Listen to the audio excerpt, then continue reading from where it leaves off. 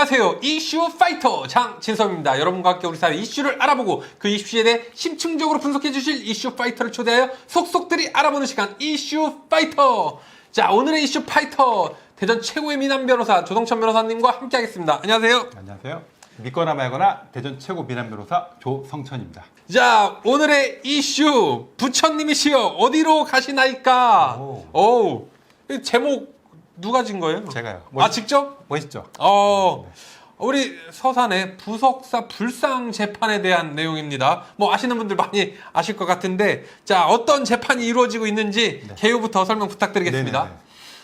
2월 1일에 이제 서산 부석사 불상 재판이 2심 선고가 있었는데요. 예. 1심에서는 서산 부석사가 이겼었는데, 네네. 2심에서 이제 1심 판결을 뒤집고 서산 부석사가 패소한 것이죠. 이 불상에 대한 기각됐습니다. 예. 네. 이 불상에 대한 거를 이제 부석사에서 이제 그 재판을 했는데 원고가 이제 서산 부석사고 네, 부석사인 피고가 거죠. 대한민국인 것이죠. 그래서 소송의 취지는 유체동산 불상을 반환해라. 지금 불상을 대한민국이 갖고 있거든요. 문화재연구소 수장고에 보관하고 있기 때문에 예. 지금 대한민국이 가지고 있기 때문에 그거를 부석사에 줘라. 네. 그러니까 오해하시면 안 되는 게 일본을 상대로 소송한 게 아니에요. 예. 네. 서산 부석사는 지금 대한민국을 상대로 불상을 반환하라고 소송을 했는데 1심에서는 승소를 했는데 2심에서는 뒤집혀서 부석사가 진 것이죠, 지금.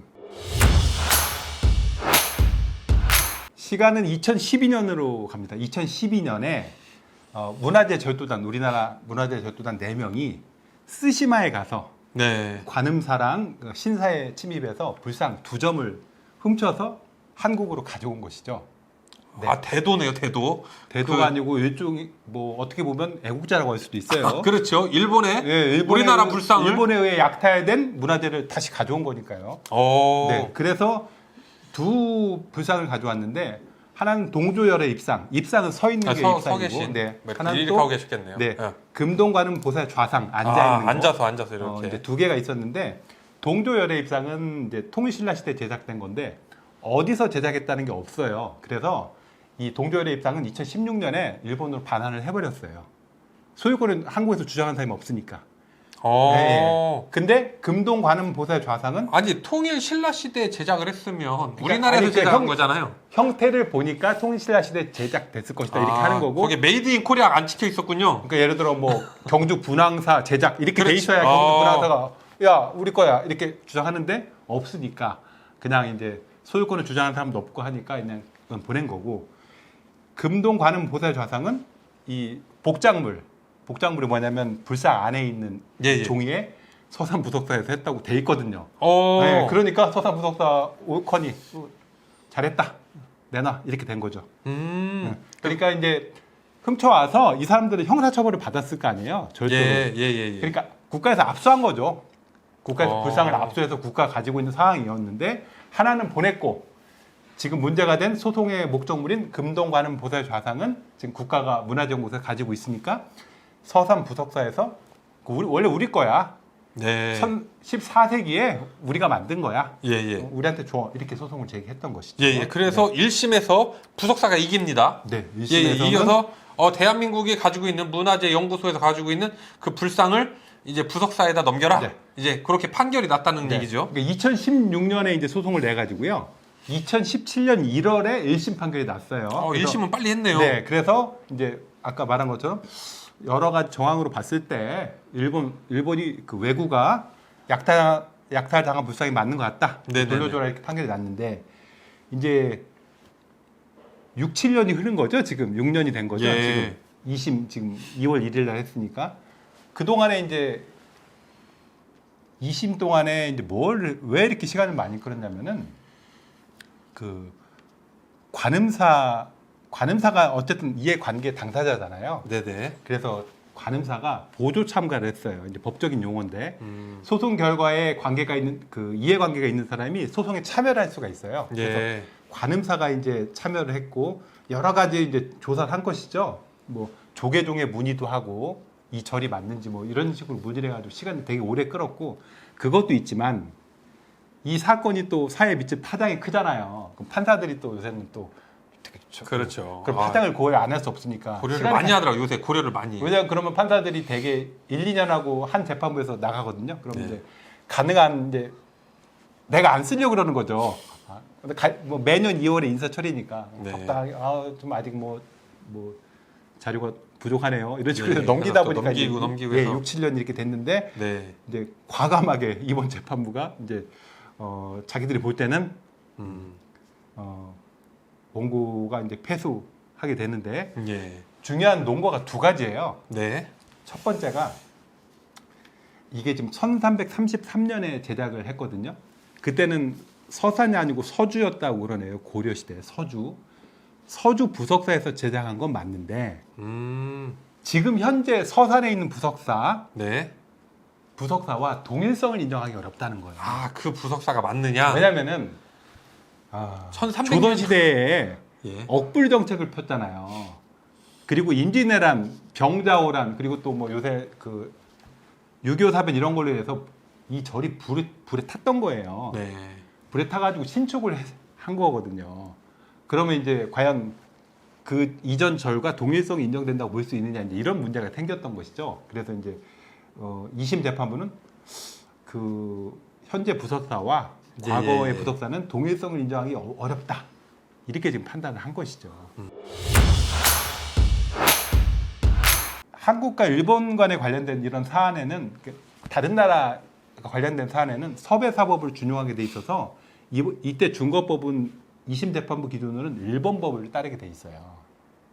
네. 일본 민법을 따른 거예요. 그래서 일본 민법에 의하면은 지금 이 관음사가 그 전부터 있었는데 법인으로 전환된 거는 1953년이에요. 예, 예. 하여튼 법인으로 전환된 이유를 따져 보더라도 지금 절취가 2012년이니까 네네네, 그렇죠. 상당한 오랜 기간 뭐. 동안 점유를 계속 해왔던 거 아니에요. 예. 그러니까 점유를 평온 공연하게 소유의 의사를 점유를 했기 때문에 취득시효로 소유권을 취득했다는 주장입니다. 지금 재판부의 판단은.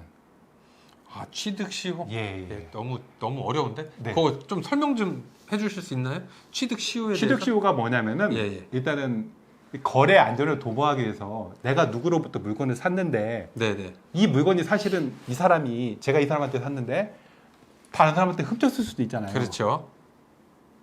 훔치거나 사기치거나 해서 이렇게 뺏었을 수도 있는데 그렇지만 나는 돈 그걸 주고 산 거야. 일일이 따질 수는 없단 말이에요. 그걸 네네네. 따지면 계속 거꾸로 돌아가기 그렇죠, 때문에 그렇죠. 나는 이걸 이 사람 소유라고 믿었고 진정한 그 평온하게 공연하게 내가 점유를 돈 주고 샀다고 하면은 이 사람이 실제 소유자가 아니더라도 일단 취득하게 하는 것이죠.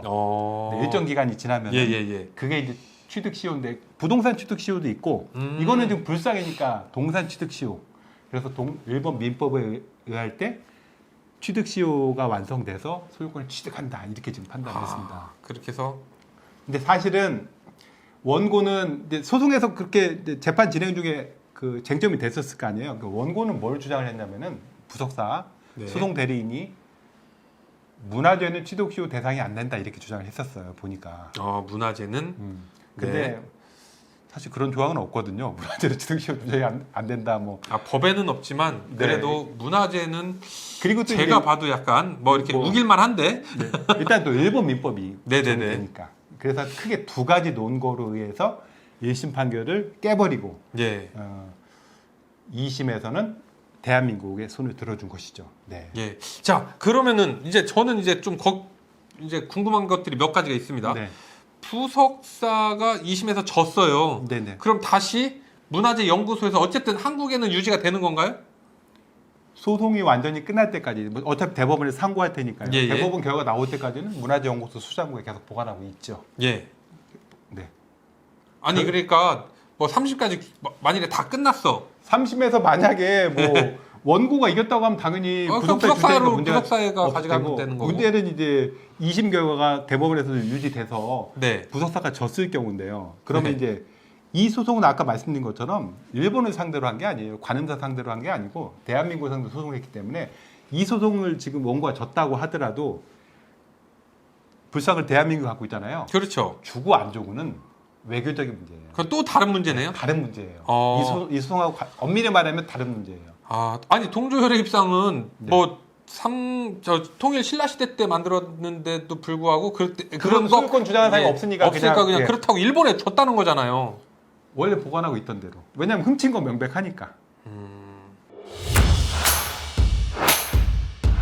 2심에서도 6년을 끌었지만 제가 볼 땐 대법원 가도 기본 몇 년은 끌 겁니다.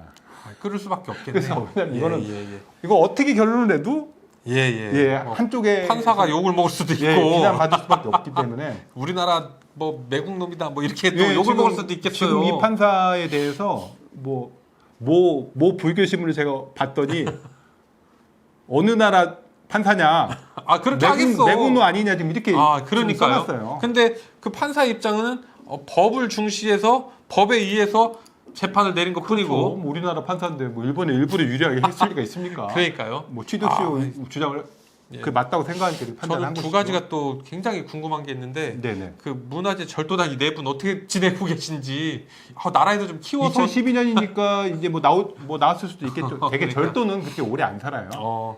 그- 절도는 뭐 5년 되게 그리고 5년 이제 이내니까. 그 돌려 보낸 건 어쩔 수 없다 치고 네네. 금동 관음 보살 좌상 네. 진품 명품에 나가면 얼마나 될지.